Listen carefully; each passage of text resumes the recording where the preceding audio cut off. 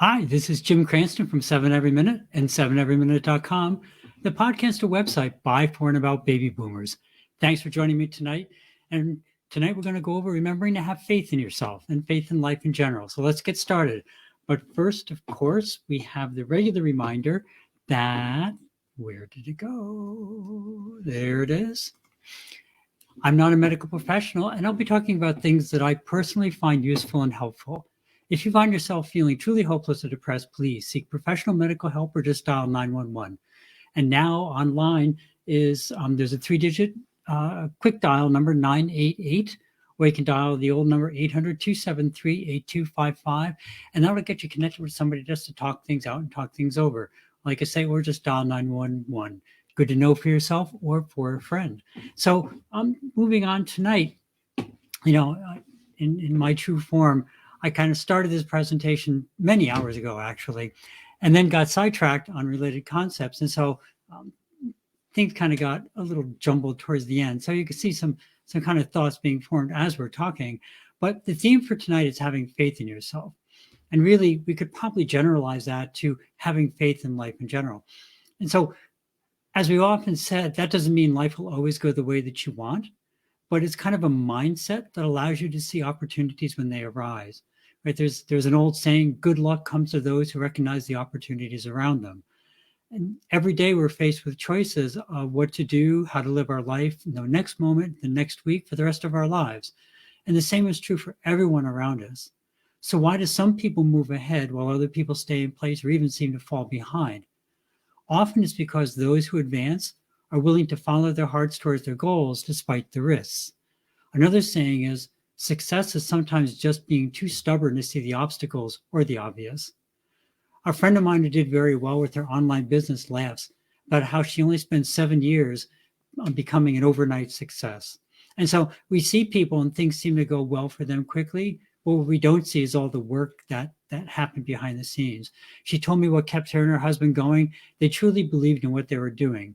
And so they were willing to keep trying, and they had faith in their own vision, even when others did not. Someone once said, good ideas are a dime a dozen. It's actions that will bring you success.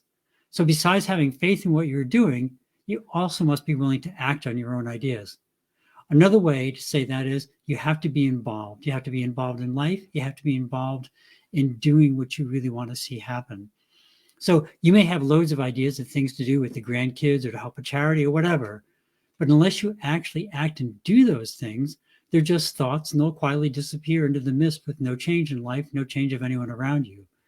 We, and especially the younger generations, right, we've been well trained by society to kind of sort of follow the norm. And it's okay to think a little bit differently, not to really stand out. I mean, what sort of person would go out and start their own rocket company to compete with NASA, like Elon Musk? Or start a huge online business originally by selling some books more cheaply, and now accounts for over 50% of all retail US sales. That would be Jeff Bezos. Or into the staid world of computer databases, something probably you barely even know about, quite possibly, or you think, oh, it's just something, I guess that people have to use them. And however, they built an entire ecosystem around it with over 50% market share, and that person personally still owns over 40% of the company. That would be Larry Ellison.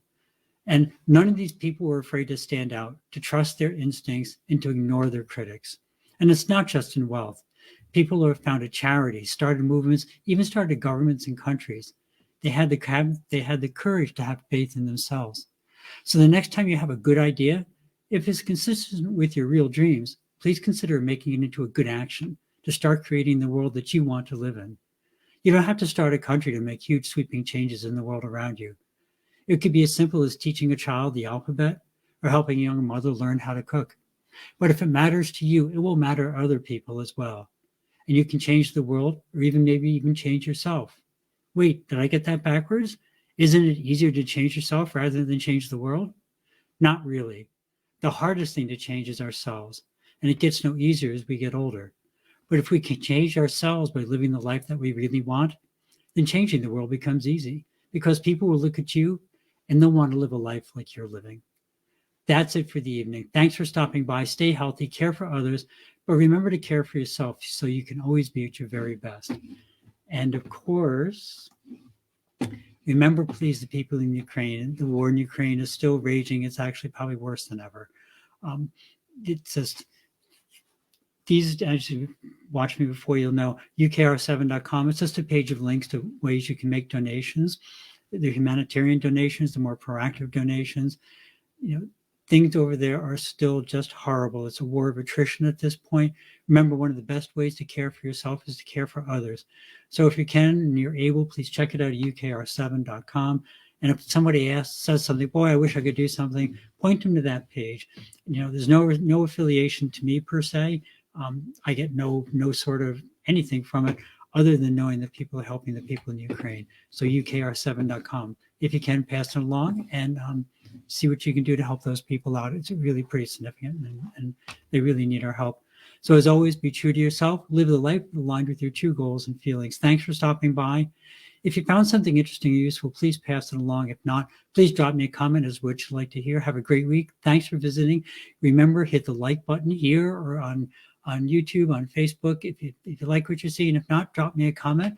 But always remember to live the life that you dreamed of, because that's the path to true contentment. Love and encouragement to everyone. See you next week on 7 Every Minute and 7everyminute.com. Thank you.